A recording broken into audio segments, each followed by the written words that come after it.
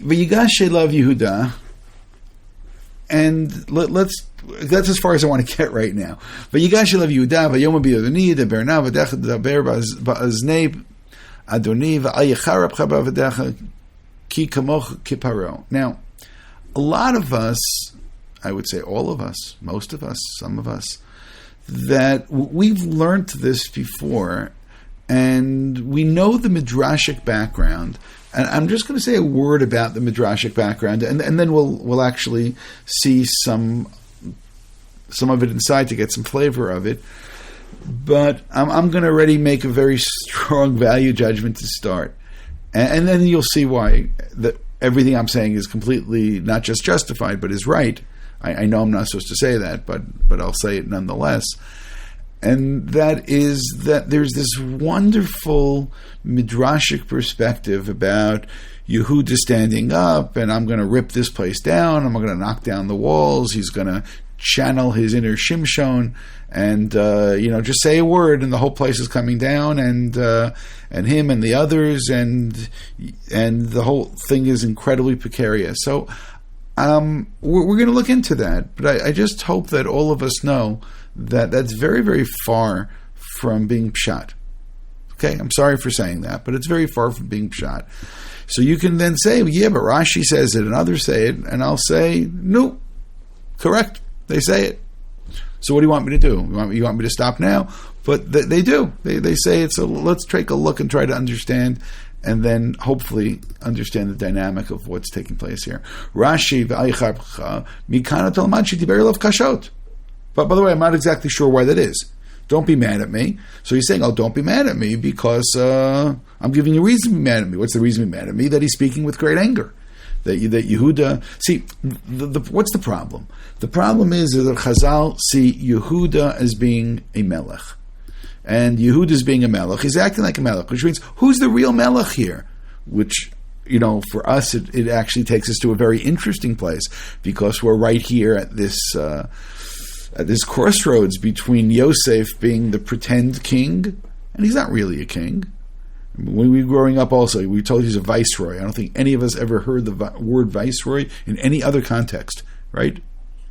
Never heard the word viceroy anyplace else. Yosef is the viceroy of, I guess that makes Power the Roy. I don't know. He makes him the viceroy of Egypt.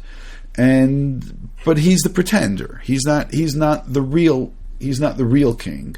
The real king is, well, now you can decide, is it Paro or is it Yehuda? And Chazal have a need to say that it's Yehuda. And therefore we have Yehuda acting very, very regal and very, very royal. And he's slamming his fist down and he's speaking with authority and he's saying what will be and what is, and that's it. That's the way that it is. Now, I just have to ask you one question. How much of this is our imagination, or even better, wishful thinking? And how much of this is really what it says over here in the Chumash, which means that Chazal almost can't help but reading psukim through eventual things which will emerge from it. And I know as well as you do that at some point Yehuda will be king, and it's not so far. Already next week Yaakov's going to speak about it, and eventually David's going to be king, and we're going to have a Ben David who's king, and we can then go on and on and on in terms of the Davidic dynasty. And as much as there is this indication from Chazal that it was Tamar that helped create Yehuda as king, I can just as easily make an argument, in fact I can make a stronger argument, that the one who actually drew out the kingship from Yehuda was Yosef.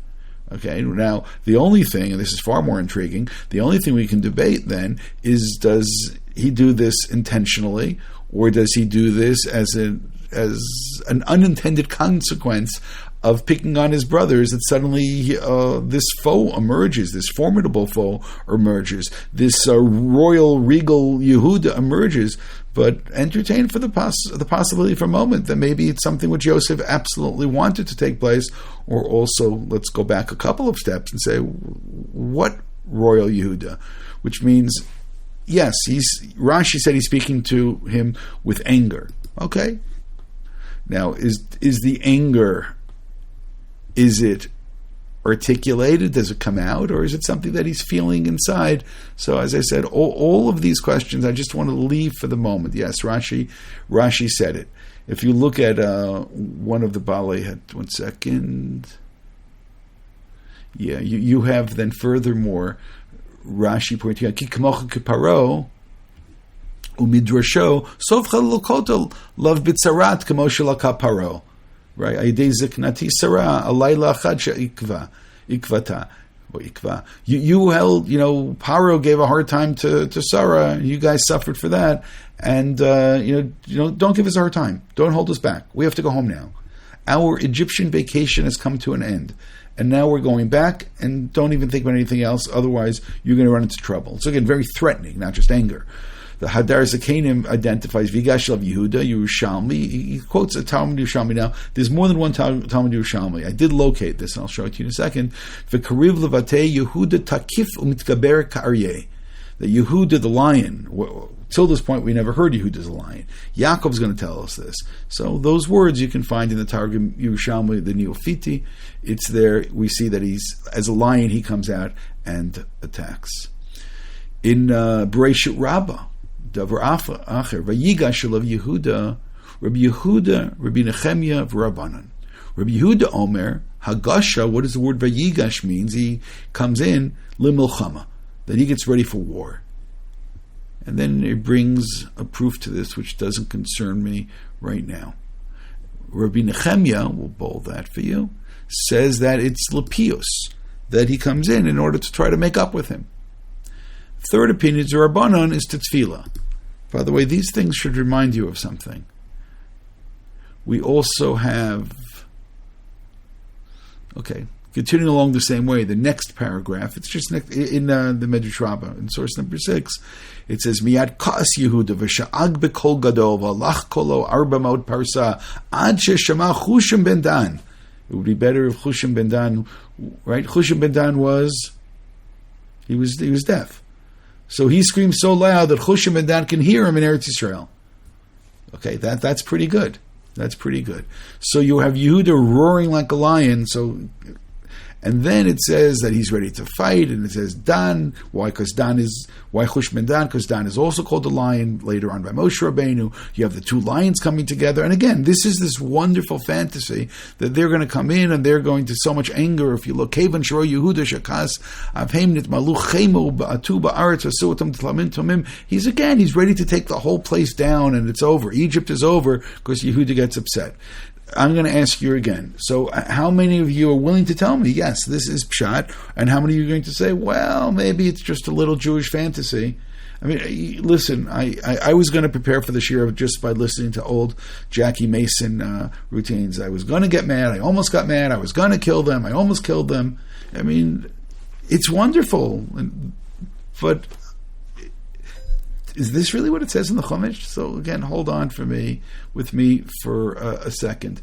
It's interesting that in source number 7, which we may not have remembered, we have the word Vayigash Avraham. Now, who is Avram Vayigashing over there? This is when he's told about that Sodom is going to be destroyed. Vayomar ha'af tispet tzadikim rasha. Now, are you willing to draw any comparison to Vayigash Avraham and Vayigash Yehuda at this point? And what is... Before you look at anything else, before you get confused, right? Before you get confused, what's Avram about to do? He's about to plea in front of God. He's about to, the closest of the 3 options that we had before, were they war? Is Avram going to war against God? Again, you could say that, but it's really stretching it. Lepius, tefillah, I mean, which one is it? It sounds like Avram's involved in some kind of... Again, it's sometime between Piyus and Tefillah, and he's trying to get God to back down from this terrible thing. Nonetheless, in Medrash Rabbah, in source number 8, Vayigash Avram, Rabbi Yehuda, Rabbi Nechemia, Rabbanan. Guess what? We have the same opinions. Rabbi Yehuda, Hagasha L'Mochama. What do you? Again, with all due respect to Rabbi Yehuda, maybe he identifies with Yehuda. What are you talking about? That Avram going to war against God right now? It would be very dramatic to describe Avram that way. And then we have the other opinions, Piyos, and we have Tefillah, and they read this Vayigash the same as the other Vayigash. Now those things should remind us about when Yaakov gets ready for Esav, which is really piyus and prayer, right? Piyus try to make up, which is the gift that he tries to give him, and tefillah and milchama, which is interesting because I think that it's a comparison.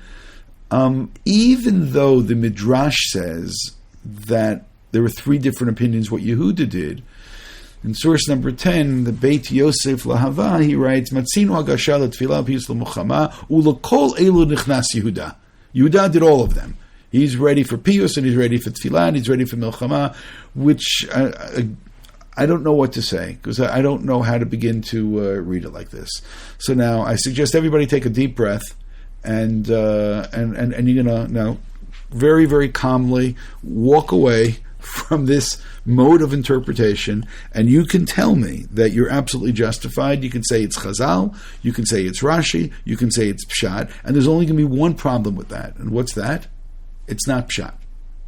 And you could say to me, who are you to say it's not Pshat? No. If you're still here listening, so then we'll have to proceed.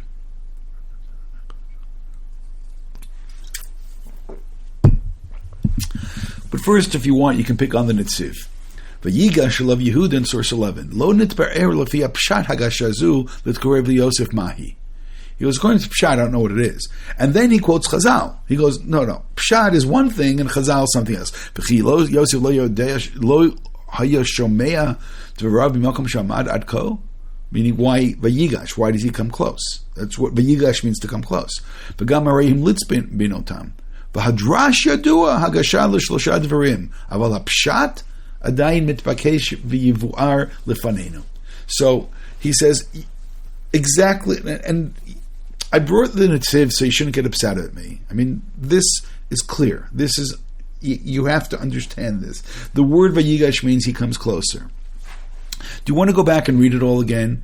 As much as we want to see Yehuda the hero, the Yehuda going to war, Vayigash alav Yehuda, he comes close. How does he speak? If you don't get it yet, how does he speak? He speaks in a whisper. How do I know this? He's very, very, he defers to Yosef. Vayomer bi Adoni, yidaberna avdecha, davar ba'oznei Adoni. He comes close and says, can I say something to you very, very softly? Yehuda he's not loud, he's not stomping, he's not screaming, he's not ripping the walls down. Can you read the words, please? Yehuda is deferential, and he's being very, very careful. Adoni va'al yichab chabavdecha. Don't get upset. Ki kamocha kaparo. What Yehuda is doing over here is he's coming and he is speaking to Yosef in a way which is very, very different. Again, he's going to give an argument, he's going to say certain things, and it's very interesting what he does say. It's probably more interesting what he doesn't say. He does not say a word in his speech about the trial and the events that just now took place. There's not a word about the cup. There's not a word about what they did. There's not a word about theft. All that it is an emotional speech, and not even about Binyamin. It's about Yaakov. My father is old, my father is suffering, and you're increasing the suffering of my father. He cannot deal with this. And my father. So I'm going to now ask you again. If the content of Yosef's speech is, have compassion for my elderly father, do you think he's screaming that? Have compassion for my elderly father? How exactly do you ask someone to have compassion? Do you scream to someone, have compassion? Or do you try to speak in a compassionate manner to try to get someone to have compassion? Which means sometimes, as they say, the method, I forgot exactly how it goes in terms of advertising. Sometimes the message itself, right, how the message is conveyed, is part of the message. Over here, I'll say it again.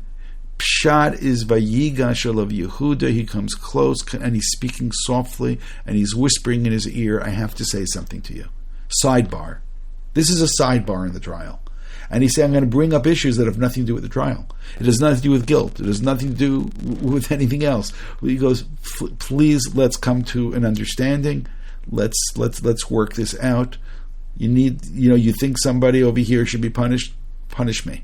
Take me, let him go home to his father. His father can't take this. So I'm going to say it again. When you realize the content of what he's saying, Do you really think that he's screaming and threatening him, I'm going to take this whole place down? Do you really think that's what's going on over here?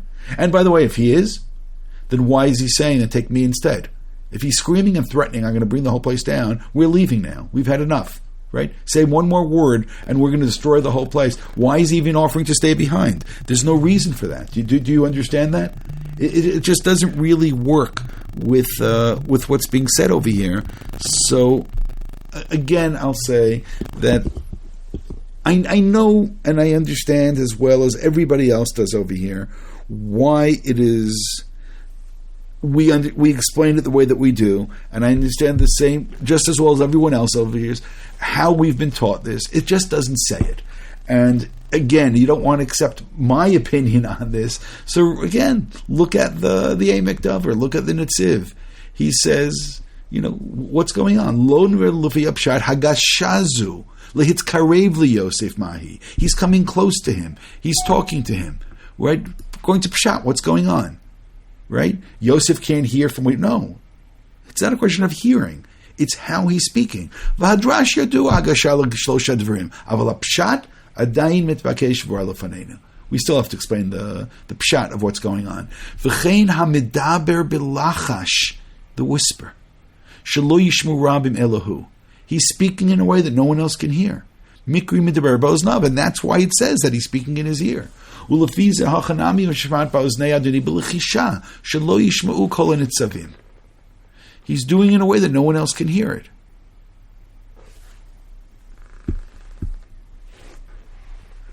Va'inyan shel mevukash ta'achim omru mitchila sheimtza oto v'meit kidinu mishpat hagonev mi beit hamelech.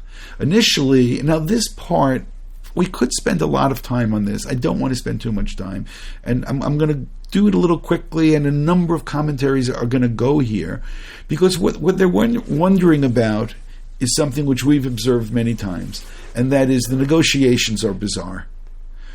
As soon as they're accused, they say whoever has it will die and the rest will be slaves. Why are they offering that?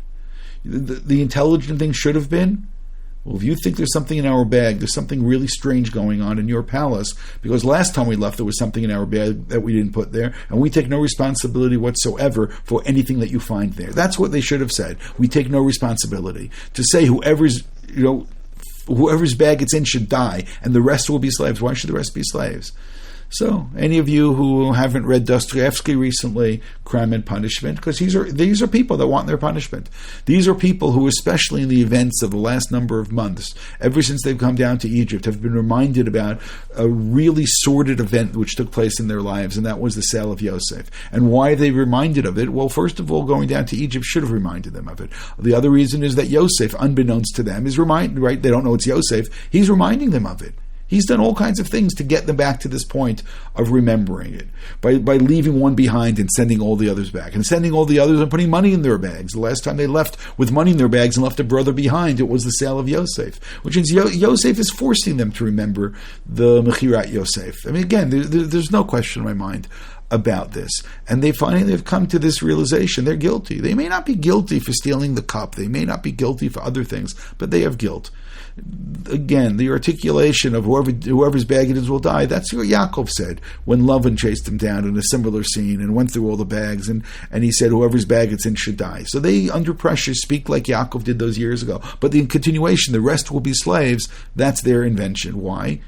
Because they know that they all deserve it. And then when it comes in Binyamin's bag, and they say, and the response is no, whoever's bag, that one will be the slave, and the rest will go free. And then when that one turns out to be Binyamin, that makes no sense, because he's the only person here who's innocent. So these negotiations are strange, and they insist that no, we'll all stay as slaves, not just Binyamin. And Yehuda's counter argument is, no, the rest of you go. So they're saying we'll stay and be slaves, and he says we'll go. No, we want to be slaves. You want to go. Why in the world do you want to be slaves? And the answer is because they deserve to be slaves. So a number of people are going to try to turn this into halachic or a quasi-halachic conversation. So with that, you can begin to understand the Netziv. And he says, the Achim amru mitchila sheimtzu oto omet. Originally they say, whoever's bag will die, kidinu mishpat hagonim beit hamelech, which he assumes. So anybody who steals from a king should be put to death. Okay, he didn't like my explanation. I like mine. Mine is that they're speaking like Yaakov. No, what can I do? V'Moshe amar hu Elia eved klomar eineni melech v'eni yochol lanisho yoter mini muso medina l'kol adam. So he's doing a chakira now in Egyptian law, ancient Egyptian law. V'nei achar tzah Yehuda hayam mivaksho lachlifo sheyeshev hu eved tachat Binyamin. And now Yehuda wants to make a deal. I'll stay instead. V'gam zeh einu lefinu musei medina. That doesn't go according to the rules. V'ef shelasot kein ela paro atzma. Only power can do it. And that's why he says, Kamocha kiparo. No, you can also do this. You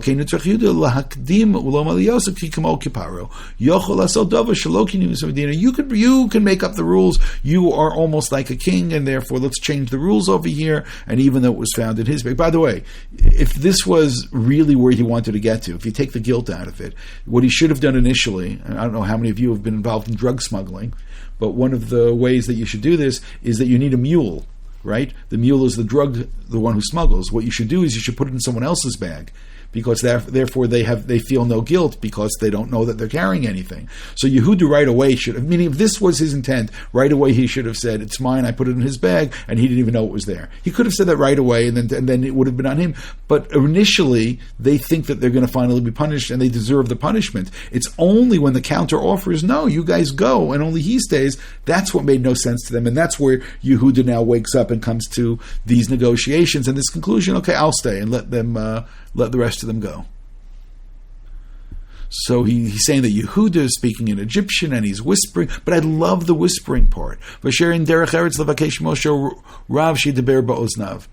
And again, he comes back to this again and again, and he understands what does Vayigash means. It means that he's coming over and he's whispering. Rav Avram ben Rambam, who may very well have met the Sultan in Egypt as well, and knows, how you speak to leaders in Egypt and how you don't speak to them. Vayigash elav Yehudi nigash b'mokim nigash b'dibo klomer b'ma'amar va'ometz u'ma'amaro va'al yichar apcha af al pi she'ein b'amaro ma sheyach isoto. They didn't say anything that should get him all upset. Lefisha hanegisha el hamalachim v'riboy devrim lefneim. Just talking to a ruler, you can't talk this way. V'nagut lehem, and so on and so forth. V'hu Yehuda kfar natan tam l'rad shem yichos. It's a pshita dekra. Uma chutz mizeh drash. He goes, pshat over here is you're talking to a king. You have to be careful when you're talking to a king or a ruler. And again, I love that. Zeh pshita dekra. Just like now you see the Netziv follow that all those years later. Masha, everything else, Masha Amru, what Chazal say, chutz mizeh drash. Everything else is drash over here. The anger and he's going to explode and he's going to take the place down and so on and so on. And the lions and Chushim and Dan even hears it and so on and so forth. No, it's very nice, but it's just not pshat. The Ramban, who also met kings in his lifetime, again, I'm doing this with great deference, with great honor, and so on, because you can't talk to kings like this. So again, I'm just going to pause there for a second and say, do we understand yet what's going on here? There's no question that we have this wonderful fantasy of Jewish power, and then we have the reality. And for most of history, I think people enjoyed reading the powerful Yehuda more so than reading the Yehuda who's very, very frightened right now about what's going to take place. And you see the different types of approaches over here. And again, the insistence of Rav Avram ben Rambam, now you realize it's the Ramban, and it's the Netziv, and they're all telling you, no, all of learn how to distinguish between drash and pshat, because there's a pshat over here. And in order to get to the pshat, I want to now point something out. But first, I want to go backwards a little bit, and then hopefully try to make a little bit of sense of this. This whole relationship, and I can say the relationship between Yosef and the brothers on the one hand, or specifically Yosef and Yehuda on the other hand, there has been a great deal of what we can call action and reaction. And that's why I said before, was all of the reaction intended, or did some of it happen? But when we get to Vayigash specifically, we're going to get to this point of a really interesting action and reaction. And I want to note, I'm going to go out of order for a moment, and I want to note something that Kli Yakar says, because he thinks that this has happened earlier, and then we're going to go back a little bit earlier even. And you know what the question really is? And maybe the question is relevant for the Parsha, and maybe the question is relevant for today as well. And that question is that when you have dysfunctionality, when you have a family which fell apart, how exactly do you create unity afterwards? How exactly do people come in? Do we really expect that we're going to move from hatred to love? Is that really what's going to happen? Or maybe there needs to be some other steps along the way. But first, I want to point out something which I think is remarkable that the Kli Yakar notices, and it's in verse 17, back on that pasuk, Ki kamocha kiparo, kimo shira'oi l'chlok kavod l'malchut v'she'en l'daber kashot b'nei hamelech ki chamat melech malchei mavet. Because kings are in charge of life and death. Kach ein nachon daber gavoa lahotziat atak mipiv neged kol hashomim. Umimeni lamdu zeh. And he goes, and I've learned it from you. This is where it gets interesting. First of all, again, he goes along the same thing. It can't be that this Yehuda of our fantasies is really what the pasuk says.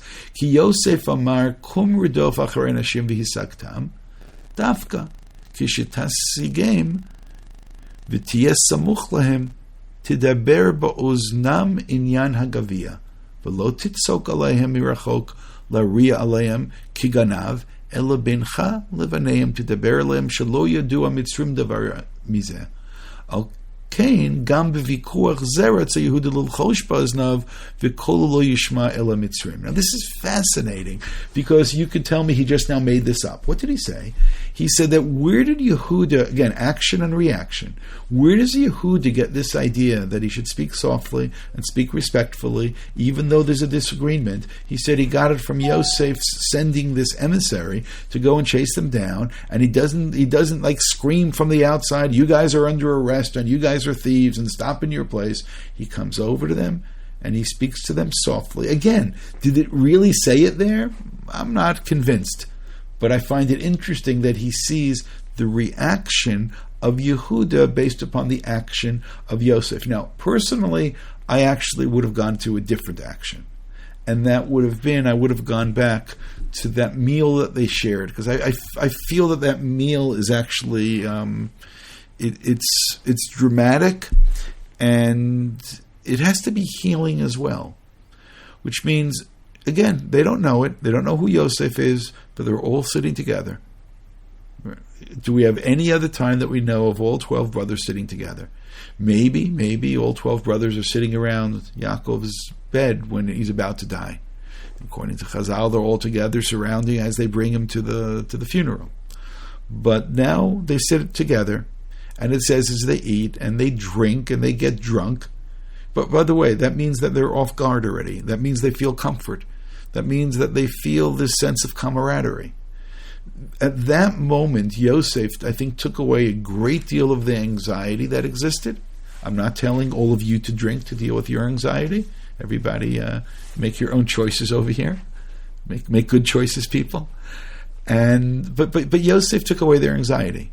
Yosef calmed them down. Yosef had them all sitting there, and they were relaxed. And they were relaxed enough that their guard was down, and there was a comfort. And that level of comfort that existed with Yosef, I can now continue towards that Kli Yakar, and then the cup is missing, and now Yosef, how can you behave like this? After this almost this, I don't want to use the word friendship because it's too strong, but after what just now happened, how can you repay, the decency with indecency? But it's fascinating that he reads into this, that there's a soft tone to it. And therefore, and when they insist upon the stronger punishment, by the way, anybody else could have said, okay, you'll all go to prison. Why not?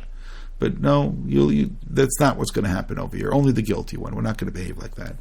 And it's interesting that Yehuda's reaction is seen from something that Yosef does. And I said, that's something that I want to point out. Now, why? Because you can disagree with me on this. You can say, especially the Kli Yakar's point, we don't see it. Why are you making this up? But there's a stronger point. The stronger point is what happens afterwards. And once we get there, we're going to have a harder time ignoring, and it's at that point that we're going to have to then start figuring out what's going on. Because this is not the only Vayigash in the Parsha. There's another Vayigash. And the other Vayigash, I don't think you can really make a mistake about. When Yosef reveals, right? The big reveal. And by the way, anybody who doesn't know this, here is a spoiler alert. I just want you to know that this guy turns out to be Yosef. I apologize. So in source 14, Vayomer Yosef el Echav, Ani Yosef, Od Avichai. So obviously they're frightened and they're scared. And now tell me the tone of voice, right? This is always our first line of interpretation. It's a tone of voice being said. How does Yosef speak Pasuk Dalet? I don't care right now how he spoke Pasuk Gimel. I want to know how he speaks Pasuk Dalet. Vayomer Yosef el Echav, Yeshuna Elai. That's said very softly. Yigshu Elav. Now they come close. What happens when they come close? He whispers. It's the same Vayigash. This Vayigash is incredibly warm. This Vayigash is a reconciliation. Vayigshu Vayomer Ani Yosef Achichem Asher machartem oti Mitzrayma v'ata al ta'atzvu v'al yachar b'nechem ki machartem oti hinei ki lemichya shlachani Hashem Elokim lefnechem. This Vayigshu, as a first step, all that I would ask you to do is that, it's been obvious all the way through, even if it hasn't been obvious, that we have to constantly compare Yosef and Yehuda. And then therefore you have to compare Tamar and Eshet Potiphar. And there, again, all these things that you have to constantly compare between the two, and there's comparisons and there are contrasts. And who's the real king and so on and so forth. But we have, in this week's Parsha Vayigash, we have two Vayigashes. I'm sorry for that. But we have two Vayigash. We have the Vayigash of Yehuda, which again in our fantasy, and that's, by the way, now you realize how bad that fantasy is and what it did to us. It didn't allow us to understand Pshat in the Chumash because we're so hung up on Yehuda's power and strength and who Yehuda is that we fail to notice that both of the Vayigashes are really the same. And they're both attempts at reconciliation. It's attempts at some kind of kindness. Again, what is Yehuda asking for? He's asking for, please, there's an old man, don't let the old man suffer. Let's try to make a bad situation as right as it could be. But he's speaking softly, and he's pleading, and he's appealing to his emotions. And now I'm going to ask you, okay, so, and you know what, if we didn't notice something, on that first Vayigash, V'karev levate, he came close to him. That's the way the Targum translates. By Yosef, Vayom Yosef Kruvu. It's the word Vakrivu. It's to come close. Don't ignore the Targum. In both, the Targum is telling us that both of the Vayigashes are the same. It means come close. Come over here. And now I'll ask again. When you tell somebody come over here, what tone of voice do you use? So it could be some of you, you abuse your children enough, you can say it loudly, you can say it with anger, you can say, get over here. That's not what's going on over here. That's not it. It is a whisper, and that's why ba'aznei, it is a whisper that comes over, and Yehuda is pleading, and he's speaking, again, from a very deep emotional place. And now again, think about the action and the reaction. Maybe it was that meal that that Yosef had with his brothers that creates some type of camaraderie. Maybe, as the Kli Yakar said, when they're chased down and they go and the guy speaks to them softly and doesn't humiliate and doesn't scream and doesn't embarrass them, that Yehuda feels this possibility to try the same. Again, I find that very interesting, but that's less interesting to me as much as over here when Yosef then says, Geshuna vayigshu. Which means, as afraid as they were, they could have recoiled and gone away. But when he says Geshuna, what changed? Again, Pasuk Gimel was V'lo yichlo echav la'anot oto ki nivlu panav. They're terrified. Vayomer Yosef el echav Geshuna elai. So I'll ask you again. So what tone of voice did he say it in? There's no question. He says in a very soft. I know you're going to tell me, but he said this in Hebrew, and now he spoke. No, he spoke the previous. Again, ignore all of that. Please, when you try to learn, identify the tone of voice which is being said. This is said with compassion, and it's said with love, and it's said with this attempt of reconciliation. You know how I know? Because he says, Geshuna elai, and what is their response? Vayigshu. They come close.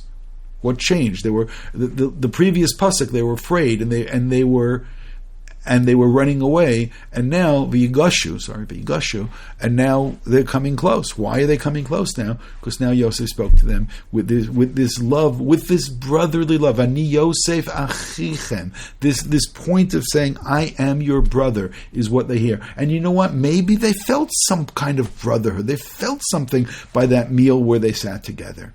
Maybe they felt it, and enough for Yehuda to be able to, okay, we're not family, we're not brothers, but you know what? I have a father. Maybe you have a father. Maybe we could do something. I don't know if I ever told you this story. I know a fellow who was in yeshiva with me, and he volunteered for the army. And after he volunteered for the army, he again, this is back in must be the early 80s. And, in those days it was not that easy to contact one's parents. We did not all have cell phones. Even getting to a payphone was not all that easy. And writing letters sometimes, would take you a good couple of weeks. But anyway, he joins the army. He's there for 2 weeks, for 3 weeks, for a month and 2 months. And his parents don't hear from him. And his parents are terrified. Finally, and they have no idea where to write, how to contact him, whatever. So finally, his father does something. His father writes a letter to Menachem Begin, who was the prime minister at the time. And he says, Mr. Prime Minister, I'm a father and you're a father. My son is in your army. I haven't heard from him for months. I'd like to know that he's okay. So the next day, or the same day, after Begin gets this letter, there's a phone call that rings, and the commander of the base gets a phone call, and the prime minister's office on the phone. So he gets to the phone immediately and answers, yes, what can I do? And he says, do you have a soldier there by the name of, I can't tell you the name, I know the name. And he says the soldier's name. And he says, yes, we have such a soldier. And he goes, can you please bring him? I need to speak to him. So he comes on the phone, and Begin says to him, he goes, you think I have time for you? I have a country to run. Can you write your parents a letter? I don't want to hear from your father again. So he hangs up the phone, and he says, yes, I'll do it right away. And then he hangs up the phone, and then now all the officers are waiting outside, and they say, do you know him? He goes, yeah, of course. He's a family friend. And this guy was treated so nicely in the army afterwards, but like he lied through his teeth. He never met Begin, and he made believe he did. But this point, I'm a father, you're a father, and you got to take care of my son. So over here, Yehuda could be saying to Yosef, listen, I'm a son. I'm sure that you have a father someplace. Maybe you have an elderly father, and we have to have compassion. We have to make this right. We have to do this better. But my point is that the two Vayigashes are the same. That's really the point. And if I had to prove this, I don't think I have to prove anything. But if I had to prove it, then I'll say it again. Take a look at the Targum. The Targum uses the same word to explain both of them. I'm not going to bother doing it. If you want to, you can. In source number 18, that's really the Chidah. And also 19. They go in and they try to explain all of the halachic issues about what they should have done in terms of the negotiations and what punishment was coming to them if they were Jews, they were non-Jews. All this is very interesting, but it doesn't interest me. At least not today. Now, I do want to go back to Vayigash and coming close and so on. And there was that Rashi that said, if you do anything, hold us back, you're going to get treated just like that previous, Paro did. I'll note that when Sarah, this is a different case, and I know it, that when Avimelech, there it says, lo karav aleha. There was a lack of whatever Vayigash means. We'll leave that for now, and let me point out something else, and then hopefully all this will make sense. Yes. In source 21, we're going to go back to where Rashi told us to look, and you're going to say you don't know why Rashi told us to look there, but there's going to be something which is going to be interesting, which will emerge from this. So just give me a couple seconds. She was very beautiful. So in Bereshit, who's beautiful? Sarah's beautiful. Rivka's beautiful. Rachel's beautiful. The cows are beautiful, and Yosef is beautiful, right? The cows are also, the fat cows are described as being beautiful. At least we think so in our house. Vayurato Sarai, right, and so on. We'll skip a little bit. And Vatikachi Isha Beit Paro. Ula Avram hitiv ba'avra v'hi lo tzon v'kar v'chamarim v'avadim v'shvechot v'tanot v'gmalim. V'nigah Hashem et Paro. So that's what Rashi told us before. That's it. He gets struck. Nigaim dolim v'tbeito al devar sarai eshet Avram. V'yikra Paro l'Avram v'yom amazot asitali lama lo igaratali ki ishtachai lama martachoti v'kach otali isha v'tainei ishtacha kach v'lech. Okay, why didn't you tell me your wife? V'yitzav of Paro anashim v'shachu oto v'tishto v'tkol shelo. And they'll go and they send them away. Good. So keep that in mind for a second, and then we're going to try to make all of this connected. In source 22, we're going to see, now we're continuing, Yosef gives them state secrets. So far we have 2. We had 7 good years, 2 bad years. There'll be another 5 bad years, right? That's Pasuk Vav, Pasuk Zayin. God has created this, given me, the situation. He gave us a thing, and so on and so forth. And I want to get to particular Maharu Pasuk Tet Valu El Avi Vamartem Elav Koamah Ben Chayosef Samani Elohim LaAdon LaKol Mitzrayim Rada Elai Al Ta'amod V'yashafta Be'eretz Goshen. Now, as I was doing my Shtayim Mikra Ve'echot Targum, and I had already noticed my 2 Vayigashes, I wondered about Goshen. Did we just now bump into another Vayigash in terms of the root over here? As being, is this similar? So of course none of the commentaries say this, but go on to the next thing. Come to Goshen v'yita karov elai. So I hope you realize that that's a little much now, because that's what Vayigash means. It means la karov, to be close. And he says, come to Goshen, to be near me. And at this point, you hopefully will realize that it's a little much. And Yosef now says, and I'll take care of you. I'm going to treat you like family. I'll treat you like brothers. I'm going to give you food. I'm going to take care of you, and so on and so forth. So the staying in Goshen then becomes a little bit more interesting. And then in 23, right, Lifnei Goshna, V'yavo Atzer Goshen, and again afterwards comes Goshna. So take a look at the Pirkei de Belezer, and then we'll see a Zohar, and then we're going to stop. That's it. So at least you know what else I need to do. Rabbi Tarfon Omar, Boto Alayla Shenilkacha Sari Imenu, Oto Alayla Lel Pesachaya. Okay, makes sense. Vivia Kodesh Baruch Hu Al Paro Vabeto Negaidim Dolim. Okay, so then it fits into, by the way, that's great for Pesach. We go and tell the story, so God did the story for them. It made it much easier. So there you go. Paro gets struck with plagues. Wonderful. Lodia Shekenu Atid Lakoted Mitzrayim Benagim Gedolim. In order to know in the future this is going to happen, Shenemar, and so on and so forth. Rabbi Yeshua ben Korcha Omer Me'avato Oto Paro Katavlo Bishtar Ktuva Kol Mimano. That because that Paro was so enamored with Sarah, he wrote a Shtar Ktuva. Now here we are deep in Pirkei de Belezer territory. He gave all the money, Kol Mimano, Ben Kesef, Ben Zav, Ben Avadim, Ben Karkaot, V'Katavla Et Eretz Goshen La'achuza. So guess what he gave her? He gave her Eretz Goshen. Lefichach Yashvu Yisrael Be'eretz Goshen Shehi Shel Sarah Yimenu. So Goshen belongs to Sarah. She got it in the Ketuvah. So I find that interesting. In source 25, which is still the Pirkei de Belezer, Vishama Yosef Sheba Aviv Ligvul Mitzrayim. And he heard he was coming to Gvul Mitzrayim. Now that was interesting, because we read the pasuk just now. Where did he come to? Vayal L'Krat Yisrael Aviv Goshna. So now this, by the way, drives the commentaries crazy. Where's Goshen? It's Gvul Mitzrayim. Which side of the Gvul is it? Is it Eretz Yisrael or is it Egypt? But don't tell me it's Asa. I don't want to hear that now. But it's the border. So if you feel like you'll look in footnote over here, it's Lamed Aleph and Tetvav. You want to know why it's Lamed Aleph and Tetvav? Because it's from those 2 places in the Pirkei de Belezer. It's from the one which is in source 24. That's the Lamed Aleph. That's when he gave her Goshen, right? Lefichach, Yashvu Yisrael. They stayed there. And then the other one, which is source 25, is Gvul Mitzrayim, Ted Zayin. And if you look at these 2 over here, you'll see that he's going to bring sources that will debate, and some will argue that Goshen, right?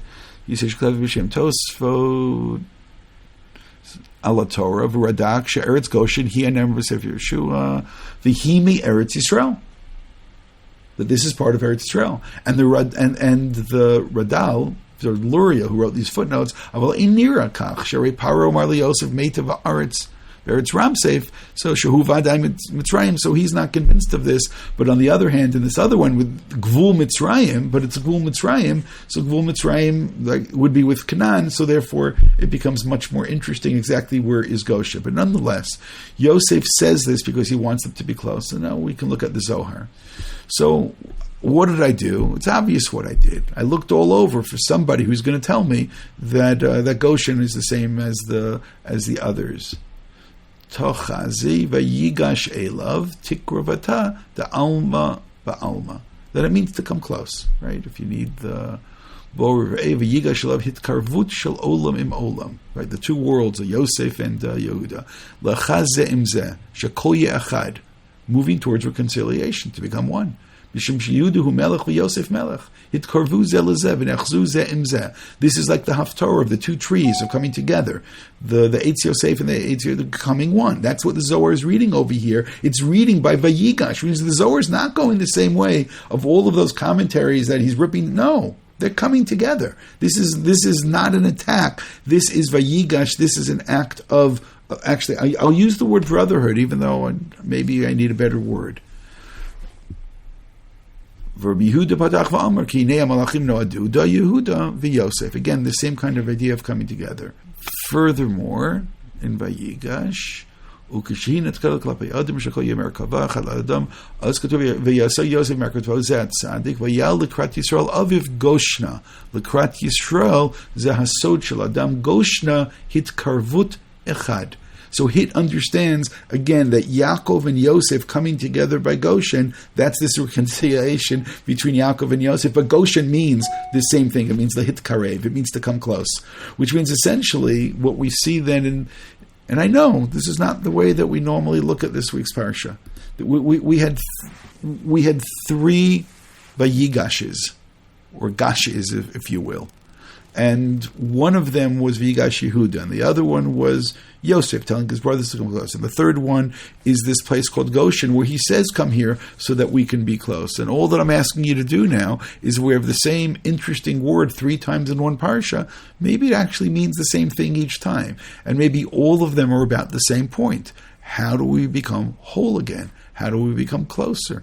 Maybe sometimes it means you have to sit around and eat together, even though you don't feel love. Maybe you need to still sit around and drink even together and break away some of the anger and take away some of the anxiety and take away some of the feelings that exist over there. But the other thing is talking. They all talk in a way, and I know that we weren't able to do this before we actually understood what it meant, that Yosef reaches out to his brothers, and then Yehuda feels he can speak to him in a sweeter and in a softer, in a whispering way, and then Yosef speaks to them in a way. And sometimes the message, it's not just the message, the means is the message. It's the way that you speak is going to be part of the content as well. And therefore the ability of becoming whole again starts off with speaking in a way of respect and of caring and all of that emotional baggage, which everybody's carrying baggage over here. And of course the tragedy is that nobody knows the baggage the other one is carrying. I mean, does Yosef ever know through all of this, till this point, that Yehuda's lost a couple of kids? Does he know that Yehuda has lots and lots of scars on him at this point? Does he know about the fall of Yehuda and the rise of Yehuda? He doesn't know about any of these things at this point. And does Yehuda know about the heroism of Yosef running out of the bedroom of Eshet Potiphar? Can Yehuda even understand such a thing? Yehuda, who fails in that particular area, can he understand it? There's a medrash that says that I can understand everything. This matron, a Roman matron, says I can understand everything in the Torah except for a 17-year-old running out of a room of a woman who's willing and offering. Because that's the one thing I can't understand in the entire Torah. Everything else makes sense. Anything else I can wrap my head around. That I can't wrap my head around. But that's Yosef. Does Yehuda begin to? They don't understand. None of them know what the others have gone through, and maybe they need to have other times they can sit and they can speak and they can work things out. But the beginning of the reconciliation is Vayigash. And the Vayigash is dramatic. And the drama over here is not banging on the table. It's not shaking the walls. It's whispering and speaking softly and saying, I have a lot on my mind and I have a lot on my heart and I have a problem and maybe you can help me with my problem. I have to try to make something right over here. There's too much suffering in the world. Let's try to take away some of the suffering.